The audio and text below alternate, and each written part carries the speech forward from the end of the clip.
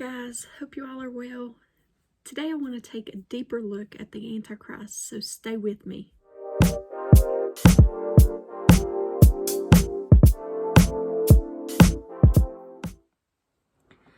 Most gracious and precious Heavenly Father, I give you all honor, praise, and glory. Today I ask, dear Lord, for knowledge and understanding of your word. Help us to put the puzzle pieces together so that we can get a full understanding through your Holy Spirit. In Jesus' holy and precious name I pray. Amen. Okay, today I want to look at the Antichrist, and I want to start at looking at the spirit of Antichrist. Denial of Jesus Christ is the principle motivating all the Antichrists throughout history.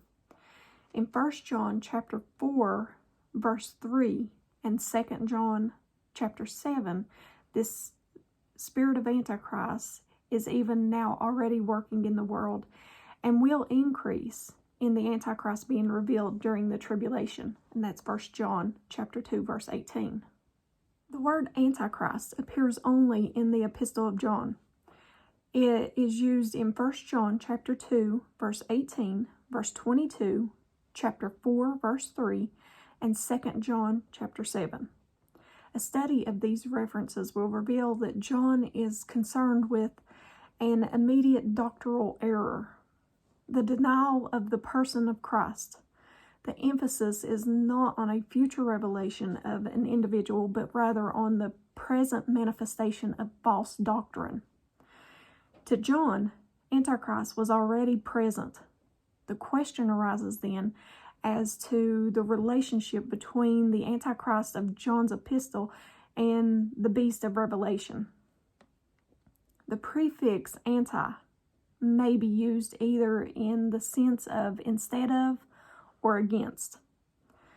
The solution of the problem of the identification of Antichrist would seem to depend upon whether light can be thrown on the question of whether he is primarily a great enemy of Christ or whether he is a false Christ. A study of the 5 uses of Antichrist clearly indicate the idea of opposition rather than exchange. To me, John's words seem decisive, that resistance to Christ and defiance of him. This, and not any treacherous assumption of his character of office, is the essential mark of the Antichrist. The word Antichrist seems to be contrasted with false Christ in Scripture. This word is used in Matthew 24:24 and Mark 13:22. The false Christ does not deny the being of Christ. On the contrary, he builds on the world's expectations of such a person, only he applies these to himself. Blasphemy affirms that he is the foretold one, in whom God's promises and men's expectations are fulfilled. The distinction then is plain. Antichrist denies that there is a Christ.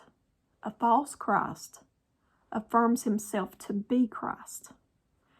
It would seem that John has the idea of opposition in mind rather than the idea of exchange. This idea of direct opposition to Christ seems to be the particular characterization of the first beast, for he sets his kingdom against the king of the Son of God. If the Antichrist must be identified with one of the 2 beasts, it would seem to be identified with the first. It may be, however, that John is not referring to either of the 2 beasts, but rather to the lawless system that will characterize them in 2 Thessalonians chapter 2, verse 7. Since he emphasizes the danger of a present doctrinal defection, he is reminding them that such teaching is the teaching of the Antichrist philosophy of Satan that Paul said was already working in 2 Thessalonians chapter 2, verse 7. Now let's look at the Antichrist.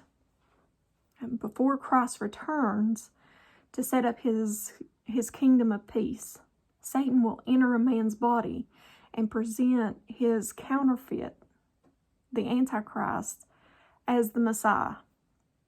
This internationally defied dictator will inaugurate a world peace program which holds the world spellbound for 42 months or 3.5 years. When the world believes utopia has arrived, the bottom falls out. The middle of the 7-year period of tribulation, the Antichrist breaks all of his pledges and destroys his contract obligations with Israel. And we find that in Daniel 9, verse 27, and 1 Thessalonians chapter 5, verse 3.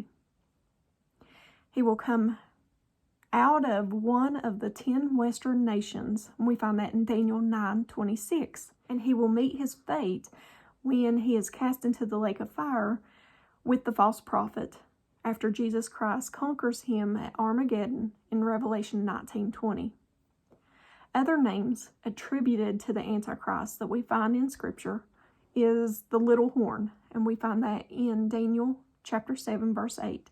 The little horn arises out of the 4 beasts, which represents Rome. It is likely that the Antichrist will rise out of a revived Roman Empire. We also see him referred to as the king of fierce countenance, and that is in Daniel 8:23. Antichrist will be a cruel leader, trampling men underfoot without fear of God. He is also called the willful king in Daniel 11:36. Another name, the prince that shall come, and that's Daniel 9:26. The people of the prince to come are the ones who will destroy the city and the sanctuary. The Romans destroyed the temple in 70 AD under Titus, seemingly to identify the Antichrist as a Roman head of the revived Roman Empire. We also see him portrayed as the man of sin, the son of perdition, and the wicked one, and all these found in 2 Thessalonians chapter 2, verses 3 and 8. The man of sin in 2 Thessalonians chapter 2, verse 3, is the Antichrist is a lawless individual, the very embodiment of sin. Also in 2 Thessalonians chapter 2, verse 3, the son of perdition. Not only does the Antichrist seek the destruction of others, but it is his own destiny. 2 Thessalonians chapter 2, verse 8, the wicked one. Wicked is simply another form of the title, the man of sin. It is his proper name. And the beast out of the sea in Revelation 13, verse 1. This name's described both his character and his origin. He is a beast of prey, like the one who empowers him, and we find that in 1 Peter chapter 5, verse 8. The sea is thought to be the sea of troubled nations, and that's in Isaiah 57:20. So that's all I have for you today. I just wanted to take a small look at more into the Antichrist, the spirit of Antichrist, and try to compare them a little bit so we'll get a deeper understanding of the Antichrist. I hope you all are getting something out of this. And as always, give me a thumbs up, thumbs down, like, share, and subscribe. Join me on Discord. I do a Revelation study every Tuesday on Discord. So join me on Discord if you want to look more into the book of Revelation. And the link will be in the description. And if I don't see you in the next video, I hope to see you in heaven. Bye, guys.